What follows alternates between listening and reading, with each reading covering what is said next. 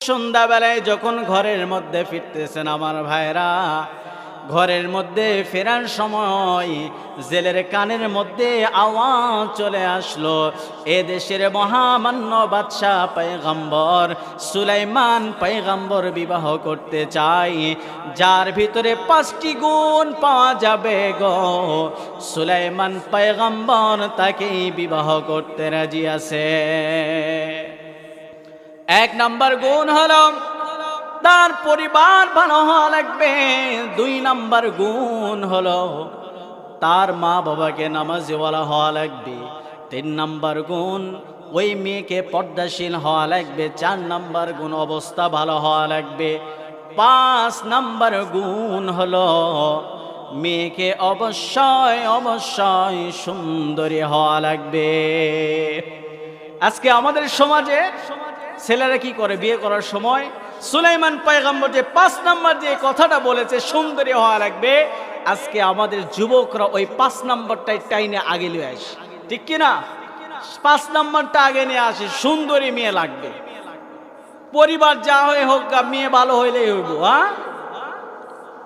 আমি একবার সিরাজগঞ্জে মাহফিলে গিয়েছি, আমি ওখান থেকে আসার সময় চুল কাটাতেছি সেলুনের মধ্যে বসে, তো আমার এরকম কাপড় দিয়ে ঘেরাও করে রাখছে, বোঝার তো কায়দা নেই যে হুজুর মানুষ, দাঁড়িয়েও তো খুব বোঝে নাই। এখন একজন আয়সা কইতেছে যে ভাই বিয়ে করছস? যে চুল কাটাইতেছে হে কইতেছে যে বিয়ে করি নাই কে, একজন মেয়ের সাথে কথা চলতেছে, সামনেই বিয়ে করব। বলে কেমন? বলে মেয়ে মাশাআল্লাহ খুবই সুন্দর, চমৎকার দেখতে।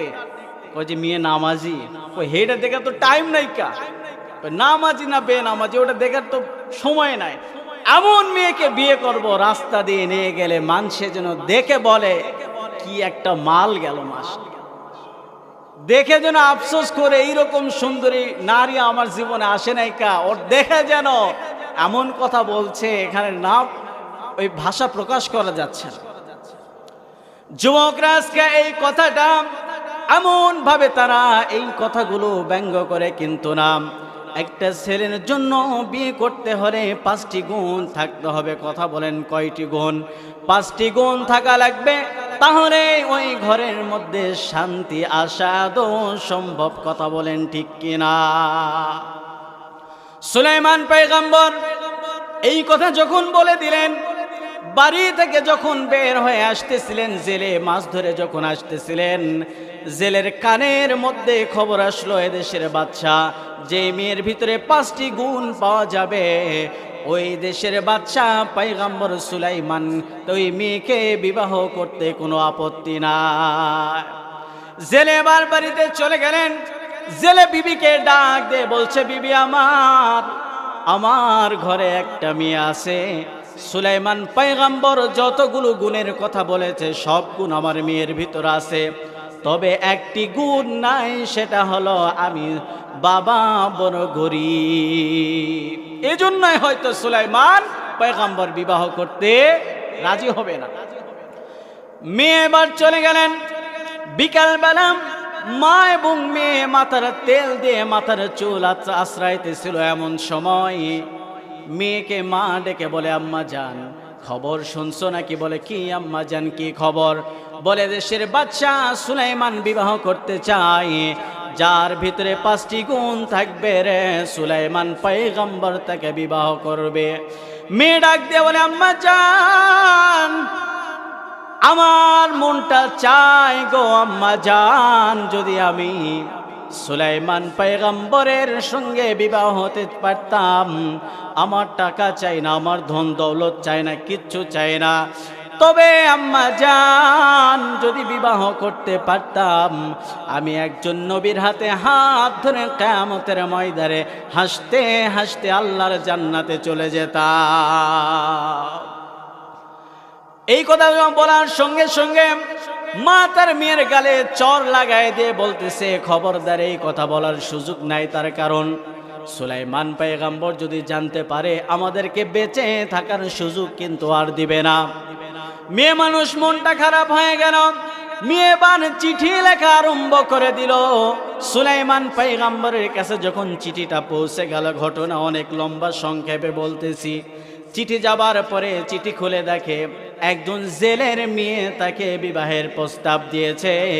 এই কথা শোনা মাত্র ওই মেয়েটা যখন দেখছে জেলের মেয়ে প্রস্তাব দিয়েছে, পয়গম্বর সুলাইমান চিঠি ছিঁড়ে টুকরো টুকরো করে জমিনের মধ্যে ফেলে দেয় আর বলে, এত বড় সাহস একজন জেলের মেয়ে হয়ে আমাকে বিবাহের প্রস্তাব দেয়, এত বড় সাহস!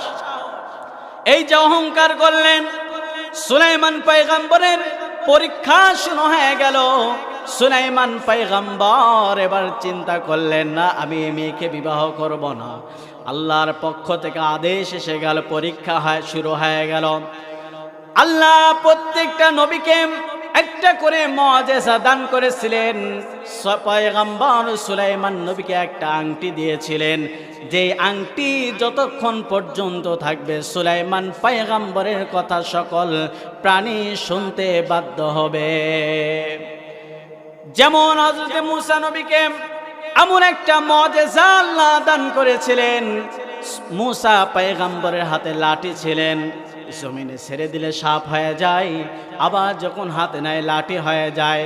মূসা পয়গম্বর যদি তার বাম হাতটা বগলের নিচে দিয়ে যদি 5 মিনিট রেখে যদি বের করত গো, মনে হতো তার হাত থেকে 12 ভোল্টের ব্যাটারির মতো আলো বের হয়ে যেত। আমার নবীকে ডাক দিয়ে বললেন, হাবিব, আমি আল্লাহ আপনাকে 23টা বছর পুরাটা দিন পুরাটা বছরে আমি আল্লাহ আপনার জন্য বরকতময় করে দিয়েছি, মুআজিজা বানায় দিছি। প্রিয় ভাইরা আমার, সুলাইমান পয়গম্বর আংটি খুলেন।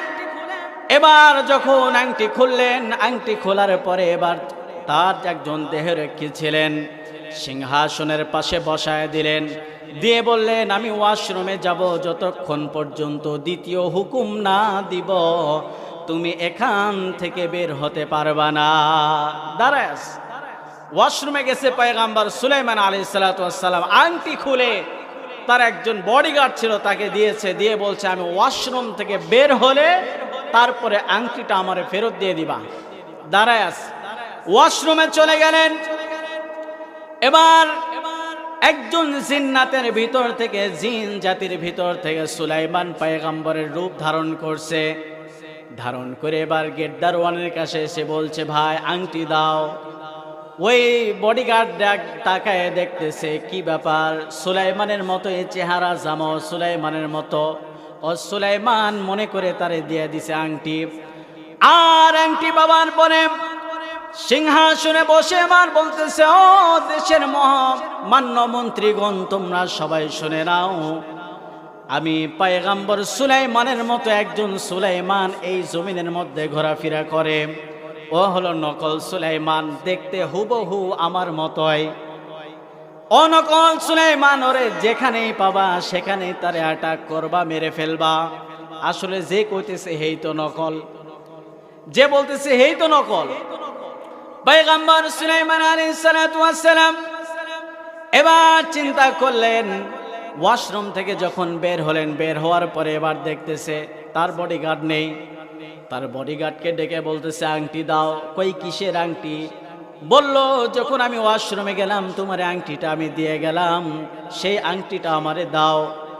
ডাক দিয়ে বলে, বুঝছি।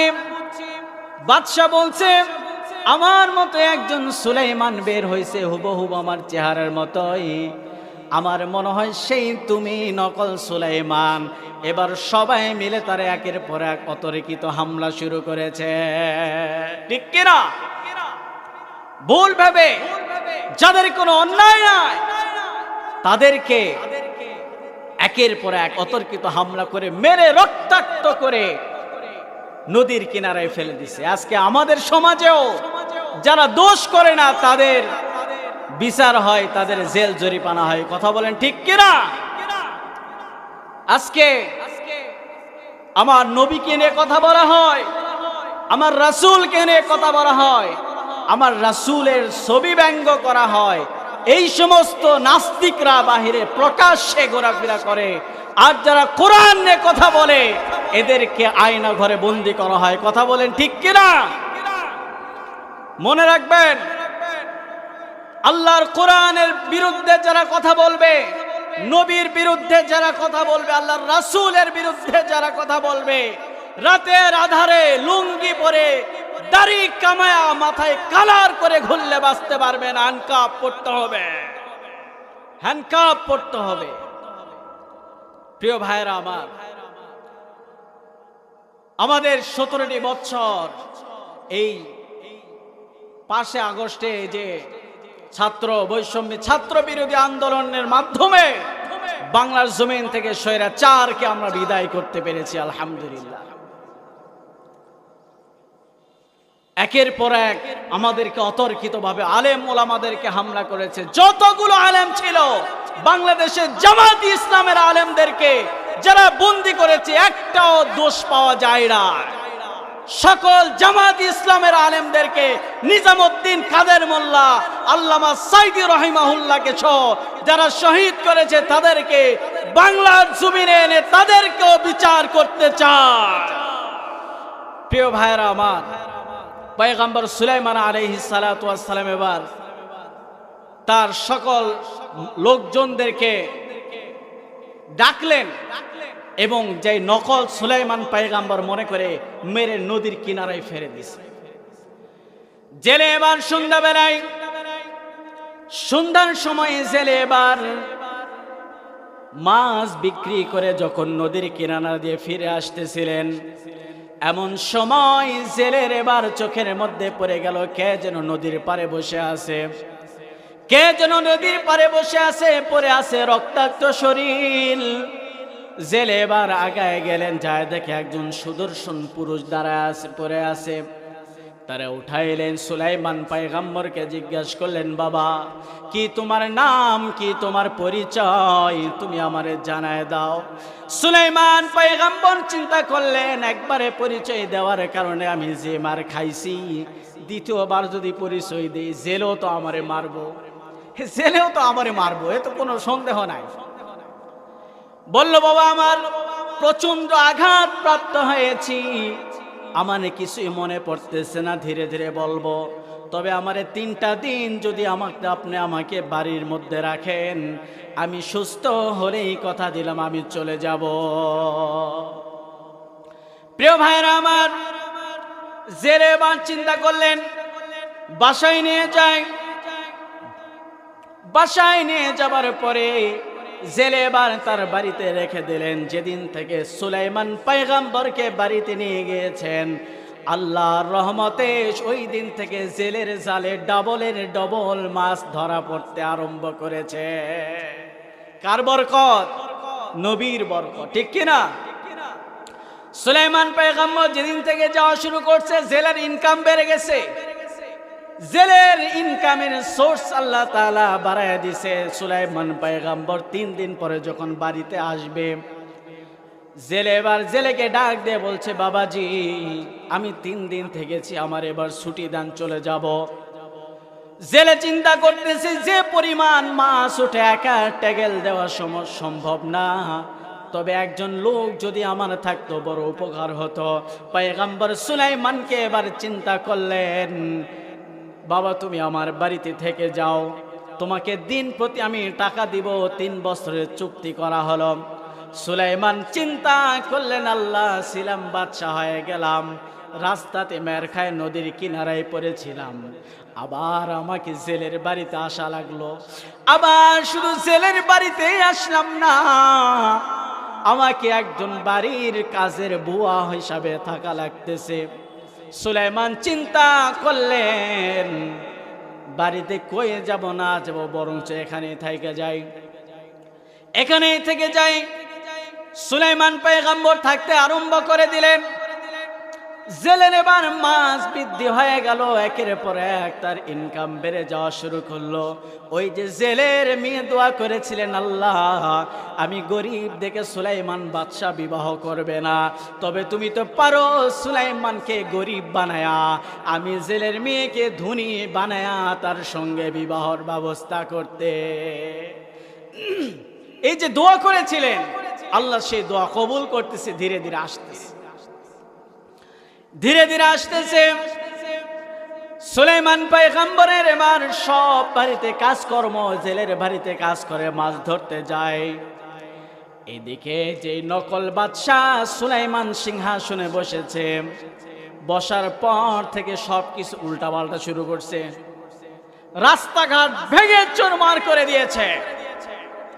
তেলের দাম 20 টাকা 50 100 টাকা লাগায় দিছে। 10 টাকার চাউল 100 টাকা লাগায় দিছে এই জালেম শাসক। কথা বলে ঠিক কিনা? তখনকার কথা বলছি, সুলাইমান পয়গম্বরের কথা। তার কারণ যে ক্ষমতায় বসছে সে তো শয়তান, প্রকৃতপক্ষে শয়তান, সে তো ভালো না। এই জন্য রাস্তাঘাট সব উলট পালট করে ফেলছে। ওই যে সুলাইমান পয়গম্বর, তার পাশে যে একজন দেহরক্ষীকে রেখে গিয়েছিলেন, ওই দেহরক্ষী এবার চিন্তা করতেছেন, দীর্ঘ সময় তো আমার পাশে দাঁড় করায় রাখছে, দেখি এত 2 মাস 3 মাস সময় পার হয়ে গেল, সুলাইমান পয়গম্বর তো এখন আমার নিষেধ করে না।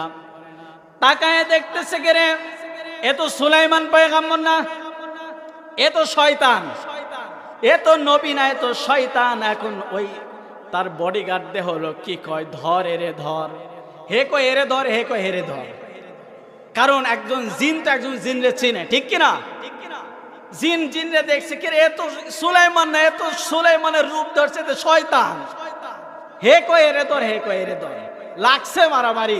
এবার মাঝখান থেকে ওই জিন এবার সুলাইমানের রূপ ধরেছিল, ওই এবার উদা হয়ে গেছে। কিন্তু বাতাসের সাথে মিশে গেলে তার হাতের আংটি তো এবার মিশে না, ঠিক কিনা? হাতের আংটি মিশে না, কি করবে? আংটি খুলে নদীর মধ্যে দিছে ফেলায়। আংটি খুলে নদীর মধ্যে যখন ফেলায় দিছে, এবার নদীর মাছ যাইতে যাইতে একের পর এক মাছ ওই মাছটা আংটি খেয়ে ফেলছে। আংটিটা এমন একটা জিনিস, যার কাছে আংটি থাকবে তার কাছে সবকিছু তার আয়ত্তে আসে। এখন মাছের পেটে আংটি, এখন মাছের আয়ত্তে তো সবগুলো এসে পড়ছে, ঠিক কিনা? মাছ খেলো, একটা মাছ আংটি খেয়েছে, নদীর যতগুলো মাছ এসেছে সব মাছগুলো ওই মাছের পিছনে চলা শুরু করেছে। সুবহানাল্লাহ। এবার সুলাইমান পয়গম্বর 3টি বছর অতিক্রম করলেন। এবার জেলে চিন্তা করতেছে, যাই হোক ছেলেটা খুবই ভালো, আমার ঘরে একটা মেয়ে আছে, তারে দেখি বিয়ে দেওয়ান চাই না। বিবিরে তো বলতে হবে, একা চাইলে তো পারা যায় না। বিবিরে বলছে, বিবি আমার ঘরে একজন ছেলে আছে। বলে কেমন? বলে খুবই ভালো। বলে দেখতে শুনতে কেমন? বলে খুবই ভালো। বলে দেখো তো আমার ঘরে একজন মেয়ে আছে, তাকে দিয়ে বিয়ে দেয় যায় নাকি? না না, এ তো খুব বাজে ছেলে। যখন নিজের কথা কইছে, কইছে এ খুব খারাপ, ঠিকানা নাই, এর দিয়ে বিয়ে দেওয়ান যাইব না, এ তো খুব বাজে। এবার বলতেছে জেলে, চিন্তা করতেছে বিবিরে এইভাবে কইলে হইব না, এর সাইজ করা লাগবে যে কোনো মূল্যে। জেলে বাজারে গেলেন, বিবির জন্য একটা বেনারসি লাল টুকটুকে শাড়ি কিনলেন, আর মিষ্টির জর্দা দিয়ে 2টা পান কিনলেন। 1 কেজি সর্বোচ্চ মিষ্টান্ন ভান্ডার থেকে মিষ্টি কিনে রাতের বেলা ঘরে ফিরছে। ডাক দিয়ে বলছে, বিবি দরওয়াজা খুলে দাও, তোমার জন্য উপহার এনেছি। কি উপহার এনেছেন? জেলের বিবি চিন্তা করতেছে, আশ্চর্য কথা, এতদিন ঘর থেকে আসে, আমার আসে পিটাই, আজকে হাসি খুশি, ব্যাপার কি? বিবিরে ডাক দিয়ে বলে, প্যাকেটটা খোলো, দেখে সর্বোচ্চ দামি মিষ্টি তার জন্য এনেছে। আবার দ্বিতীয়বার প্যাকেট খুলে দেখে বাজারের সর্বোচ্চ একটা দামি বেনারসি শাড়িও কিনে আনছে। বিবিরে নিজ হাতে মিষ্টি খাওয়ায়া, শাড়ি পরায়া রাতের বেলা যখন ঘুমাইতে যায়, এবার বিবিকে ডাক দিয়ে বলে, বিবি তোমার জন্য বাজারে থেকে মিষ্টি পান আনছি, তুমি আর মিলে রাতের বেলা খাইতে খাইতে 2 জন গল্প করতে থাকি। 2 জন খাইতেছে আর বলতেছে, বিবি বলো তো আমার বাড়ির যে ছেলেটা আছে কেমন?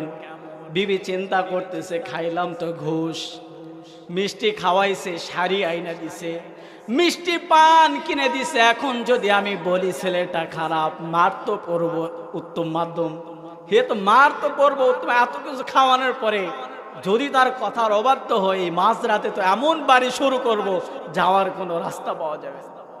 বিবি বলে খুবই ভালো, আপনার যা মন চায় আপনি করতে পারেন। প্রিয় ভাইরা আমার, জেলে এবার তাকে বিবাহের প্রস্তাব দেয়া দিলেন। পয়গম্বর সুলাইমান বিবাহেতে রাজি হয়ে গেলেন। আগামীকাল বিয়ে। আজকে জামাই শ্বশুর মিলে মাছ ধরার জন্য যখন নদীর মধ্যে গেছে, জাল নিয়ে জামাই শ্বশুর মাছ ধরার জন্য গেলেন। যাবার পরে এবার ওই যে মাছ আংটি খেয়ে ফেলেছে পয়গম্বর সুলাইমানের, ওই মাছের ঝাঁক সুলাইমানের দিকে আসতেছিলেন। সুলাইমান পয়গম্বর যখন মাছ নিয়ে জাল নিয়ে যখন নদীর মধ্যে যখন ছুঁড়ে ফেলছে, ওই যে মাছের ঝাঁক এসে পয়গম্বর সুলাইমানের আংটি খাওয়া মাছকে জালটারে অ্যাটাক করে ফেলেছে। মাছ তুলে দেখে আশ্চর্য, এত মাছ উঠছে। জেলে কয় যে আগামী 1 মাস না মাছ মারলেও আমার সংসার চলে যাবে। সব মাছগুলো বিক্রি করে সর্বোচ্চ বড় মাছ দেখেন, যেদিন মেয়েকে বিবাহ দেয় যা বাবারা, বিবাহ দেওয়ার পরে দেখবেন মেয়ে তাকে স্বামীকে নিজ হাতে রান্না করে খাওয়ায়। জেলে তার বিবিকে ডাক দে, বলে বিবি আমার মেয়েকে বলো আমার মেয়ে যেন তার জামাইকে মাছটি সুন্দর করে ফ্রাই করে যেন খাওয়ায়, নিজ হাতে যেন খাওয়ায়। জেলে তার বিবিকে যখন বলল, বিবি ডাক দে বলো মেয়ে আমার, ওগো আম্মা জান, তুমি এই মাছটি নিজ হাতে কাটো এবং তুমি এই মাছটা নিজ হাতে তোমার মেয়েকে খাওয়ায় দাও, তোমার জামাইকে খাওয়ায় দাও। মেয়ে এবার মাছটি নিয়ে যখন বটির সামনে বসে দা দিয়ে যখন মাছটি কাটতে যায়, পেটের মধ্যে কেবল মাত্র একটা টান দিছে গো, কি যেন খস করে মাছের পেট থেকে বের হয়ে যায়। বের করে দেখে এত সুন্দর একটা আংটি, সাদা ধবধবে একটা আংটি দেখা যায়। ওই আংটিটি সুন্দর করে ধুয়ে মুছে চিন্তা করলেন, বিবাহ হইলে তো স্বামীরা স্ত্রীকে বাসর রাতে কিছু না কিছু উপহার দেয়। আমি জেলের মেয়ে, বড় গরিব, আমার কাছে দেবার মতো কিছুই নাই, তবে আমি আমার স্বামীকে আজকে মাছের পেট থেকে পাওয়া আংটি আমি বাসর রাতে উপহার দিয়া দিব। বিবাহ বন্ধনে আবদ্ধ হয়ে গেলেন। বিবাহ বন্ধনে আবদ্ধ হওয়ার পরে বাসর রাতে যখন মা তার মেয়েকে জামাইয়ের হাতে উঠায় দেয় আর বলে, বাবা এই যে রেখে গেলাম আমার মেয়ে তোমার হাতে দিয়ে গেলাম, খবরদার খবরদার আমার মেয়েকে কিন্তু কষ্ট দেওয়া যাবে না, আমার মেয়েকে কোনোভাবেই যেন কষ্ট দিবা না। এই কথা বলার সঙ্গে সঙ্গে মা চলে গেলেন। দরওয়াজা লাগাই দিয়ে এবার সুলাইমান তার বিবিকে ডাক দিয়ে বলছে, বিবি রে, 2টা প্রশ্ন করব, আমারে জবাব দিয়ে দিবা। বলে, স্বামী কি প্রশ্ন করবেন বলেন। বিবিকে ডাক দিয়ে বলে, বিবি তুমি আমার সঙ্গে বিবাহ হওয়ার আগে কি কোনোদিন প্রেমের মধ্যে গিয়েছিলে নাকি? কোন ছেলেকে তুমি ভালোবেসেছিলে নাকি? মেয়ে ডাক দিয়ে বলে, স্বামী আমার, আমি সত্যি কথাই বলছি, আমি মন প্রাণ দিয়ে একজন যুবককে ভালোবাসতাম, একজন ছেলেকে আমি বড্ড ভালোবাসতাম। সুলাইমান কই, খস কিরে, এ আবার কইছে যে ভালোবাসে, স্বীকারও করলো।